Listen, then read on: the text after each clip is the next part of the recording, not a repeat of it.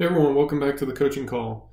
First question up for this week says, can you tell me how long I should expect my session to last? It's been taking me 3 hours, including my warm-up. I'm not complaining at all. I'm actually really enjoying the training. I'm just curious if I'm taking too long.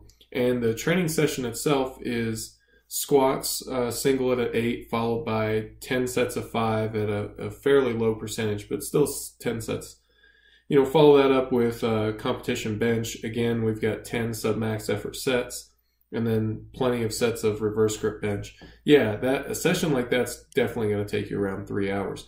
There's a lot of volume there. So even if you're following, the rest period recommendations for shorter rest periods, especially with such sub-max effort weights, it's still going to take a long time. It's just going to take a long time. There's really not a great way around that. Now, you mentioned in your email that that's not a problem for you. Now, it may be a problem for someone else.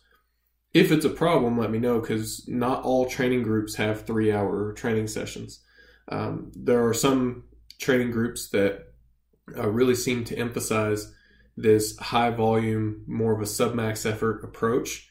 And then other training groups emphasize more like high RPE work. So what you get is with the low RPE sub-max effort stuff, it requires a lot more sets. Now that's good in a way that you get a very specific kind of training effect from that. And you get a lot of volume too. With the higher RPE work, you get less volume because physically each set is causing more stress to your system. So it takes less volume overall to get to the same amount of overall fatigue. So with that said, there's time differences there too. So if you don't have time to do all the volume work, then there are other solutions out there. And there's differences between them. Don't get me wrong. It's not that, oh, well, it's all the same, as long as your stress levels are balanced. It's not quite that simple.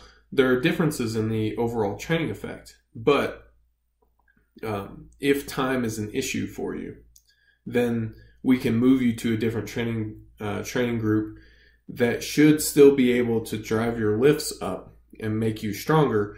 The overall, like the more nuanced view of the training effect may be a bit different, but that may not matter to you in the short run at a minimum. So for anyone who is having that as an actual problem, let me know and we can see about getting you moved elsewhere.